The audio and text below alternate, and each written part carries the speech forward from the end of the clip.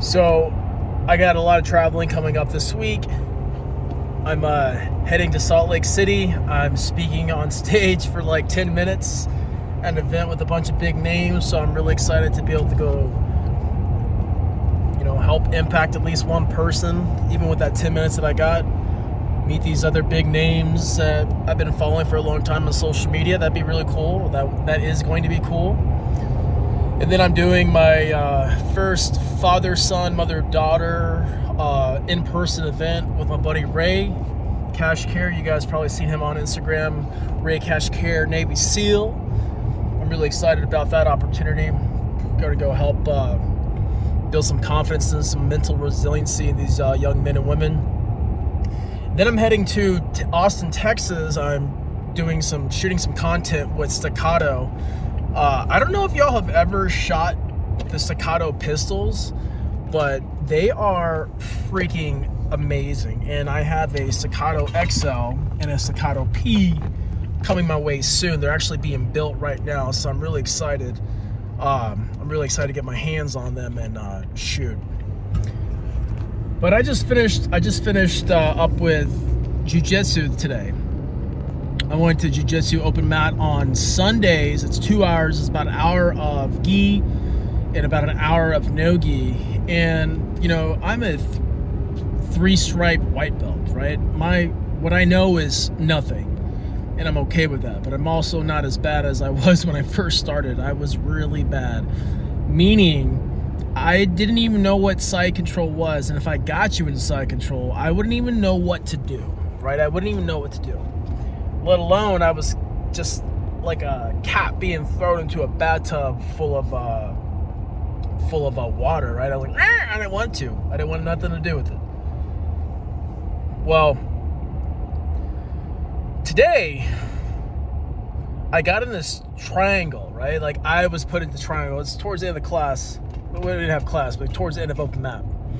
And as soon as this guy, he's a brown belt, as soon as he got me into it, I was like, dude, this sucks. Because I told myself I'm tired of having my neck cranked, and unless I'm at a competition or in a real world fight, like I'll just tap, right? Like it's not worth it for me to walk around with an issue in my neck for no reason. Well, I get put into this triangle, and literally right off the bat, the first thought through my head was, dude, I want to quit. I want to tap. And that's when I said, bro, you're not going to tap. We might have tapped if you didn't say that, but since you said that, we're not going to do it. My instant desire when I was uncomfortable, and I was put in many uncomfortable positions a lot today, which is why I train, right?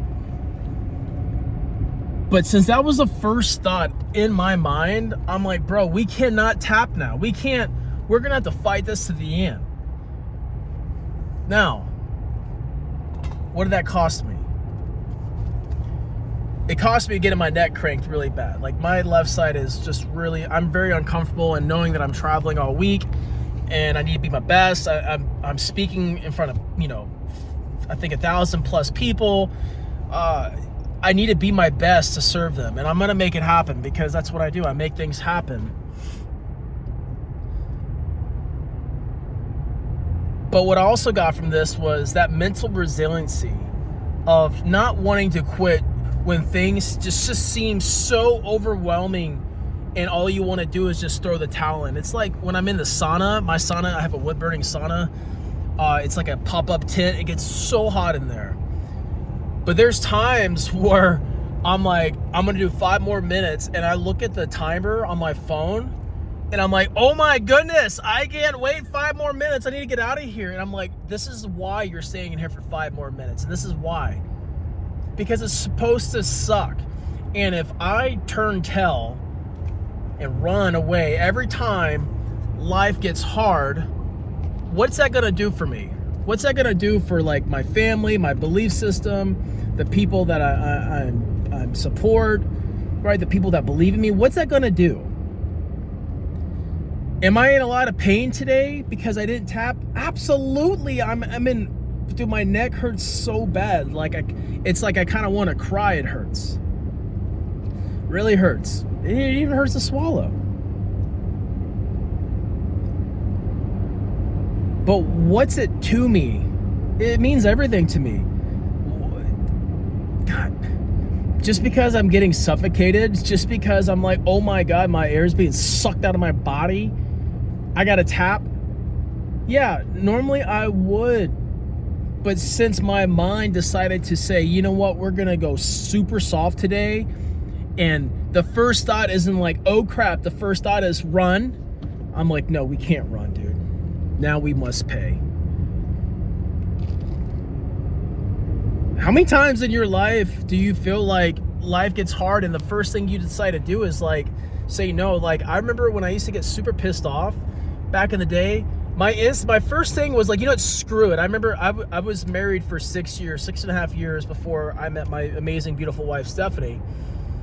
And I remember when I used to get upset with my ex-wife, or we used to get in some stupid argument about the stupidest thing, and I would blow up, and I'd be like, fine, we're just not gonna do it. I'm gonna go home. I would just like lose it because things weren't going my way, and I want to just like end it. I'm like, you know what? I'd rather just like just quit than like actually work through the problem, than actually figure out what's going on. Well, if I was still doing that today, I wouldn't. That would suck, right? If I'm still doing the same thing like 12 years later, that would obviously suck, because that means I'm not paying attention to what I'm doing with my life. But even now at 38, and I turned 39 this year, I still treat myself with this level of level of respect. I'm like, dude, if not you, who? If you don't step up, if you don't man up when times are just wanting to defeat, just like beat you to a pulp, then who's going to do it? Who's going to do it? Now, granted, there's plenty of times in jiu-jitsu, right? Just using jiu-jitsu because that's where I left, where I'm like, you know, armbar, like the guy is not really cranking it on me, but I know he's got it. I'm going to tap, right? He's just being kind at this point. I get a little chokey going on. I'm like, my neck's gonna get cranked. I'm gonna tap. Why wouldn't I? Like, what's the purpose? To just to feed my pride and my ego how long I'm gonna like go for it? But when my mind tells me, oh my God, this sucks, we must quit now, that's a different story. I remember my very first, my only jiu-jitsu competition I've ever done so far. I remember it was like week 2, maybe week 3 on the mat. So like, this is a year and a half ago. And I remember we're rolling, and I looked up and I saw this sign on the wall, and it said, hey, competition. It was like 30 days from now. And I looked at it, and the first thoughts that popped into my head, I didn't even create them. They just popped into my head. The first thoughts were like, oh no, I can't do that. And I'm like, crap. That means I need to do this. Because subconsciously, the first thing that my mind said was, no, you can't do this. You can't do this. So I said, hey, I'm going to sign up for this competition. I know nothing. And I did. I signed up, and it was awesome that I won. But what's even cooler than winning that competition in my bracket, and I was doing no-gi, my weight class is like 220. What was cooler than all that was that I didn't give up on myself before I even started. And if I don't continue personally in my own life to build mental resiliency, to build mental toughness, bro, do you know how, of course you know how easy it is because you're human just like me. Do you know how easy it is as an entrepreneur? Because I'm an entrepreneur. No one tells me my schedule. Do you know how easy it is for me to be like, I'm not going to do anything? It's super easy. You know how easy it is to just piss off all day? It's super easy. Get lost in social media, just play small. It's so easy to do that stuff, and I'm great at it. I'm an expert at that stuff. Well, when you're doing that, how do you bounce back? Well, you bounce back through mental resiliency. You bounce back by by not giving in to the same things that you know defeat you and crumble you. Pulling over right here. Pulling over on this beautiful dirt road. You build mental resiliency. So do I think that you need to go internet person to jiu-jitsu and get choked out and ask yourself, oh no, did I think about getting choked out first thing and then that means I need to stay here and just get my neck cranked? No, I'm not telling you that at all. But if I tapped during this particular example that I'm sharing with you, I would not have had this lesson. Am I suffering? Am I paying for it? Absolutely. But I grew in here because I wanted to quit so bad. I did. I wanted to tap. I'm like, this is more uncomfortable than the other positions that have been put in, for the other hour and a half of class that I've easily tapped on. But this one was different. This one, I'm tired. I'm exhausted. I'm going against a brown belt. Like, this dude's like really good. I mean, I'm a white belt. Everyone's pretty dang good compared to me. But I grew inside my mind. I grew inside here. Because I want to know how far I can go. Can I actually get out of this situation even though it feels like there's no way out? And I did. I got out of it. It's also crazy. My resiliency screwed my opponent's mind because he's like, oh my God, this guy's not breaking. What am I doing this right? Am I doing this wrong? Right? I'm putting my own psychological operation on him. But him's besides the point. What I focus on and what I care about is how I showed up. Life is going to throw everything at you. Dude, at 38, I've been an entrepreneur 5 years now, 6 years now. I have a successful apparel company. By successful, I mean, I'm doing pretty dang good. Running no advertisements. Like, we're crushing. I built something from nothing, and I'm super proud of it. And I get to have this outlet. I get to share, for my brand, We Defy the Norm. Like, it's super great that I've created this thing, and I get to employ a few people. That is super cool. That's amazing.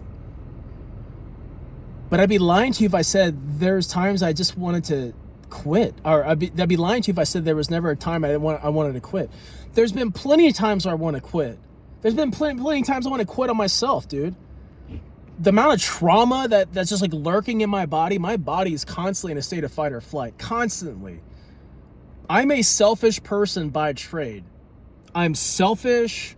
I'm kind of hateful. I struggle with gratitude, right? I struggle with these things, so I'm constantly working on them every day. And some days, the darkness just grabs me by the throat and says, submit. And there's so many times it's going to be like, okay, fine. And become a victim and feel sorry for myself. But I've already done that in the past. I've already done that before. I've quit on myself before, and I victimized myself in the process. How well has that worked out? Well, it didn't. Because when you give up on yourself, you're not just suffering. Those that love you, they suffer too. One of my biggest things I think about all the time is that, like, if I just allow myself to live a mediocre life and continue to play selfish and small and quit on myself when times get hard, I think about my wife. I think about my wife who is going to die just like me one day, who will live a mediocre, average life, and she'll be okay with it because she loves me very much. And that makes me so sad to know that I'm in the power of limiting her potential when I play small, when I want to quit on myself or go up, and I can't do that. That's not who I am. I got a car pulling up right here. Doing it's my buddy. He's probably seeing if I'm okay. We're recording a video. I can't do that to myself. So I'll leave you with this. When you feel like when you feel like you want to tap out, when you feel like, there's my buddy right there, Nate. When you feel like you're like, I can't get out of this. There's nothing I can do about this. I want you to really dig deep, and I want you to be like, fight. Find a way. Find a way, because you might just impress yourself. Or is it going to be painful? Of course it's going to be painful. Are you going to feel it? Oh, you're going to feel it. You're going to feel it. But are you going to build something positive in your life? Absolutely. But you'll never know. You'll never know until you defy the urge to quit on yourself. Back to jiu-jitsu, it's not about tapping. Tapping, being submitted, that's not quitting. Tapping because someone's got you in a pressure position, that's not quitting. But when your mind tells you the first thing that you want to do is give up, that's quitting. And so you can either conform to that and give in when your mind told you to quit, or you'd be like, no, dude, nope. That's the wrong answer, brain. You don't control me. My brain does not control me. My brain does not control me. My thoughts do not control me. And if you can start stacking those wins for yourself, start building that level of mental resiliency, the amount of respect that you can build for yourself and people, it's respect that you're looking for, self-respect, not respect from others. You can't control what they think about you, but you can influence the way you think about yourself. Hope you guys have a beautiful day.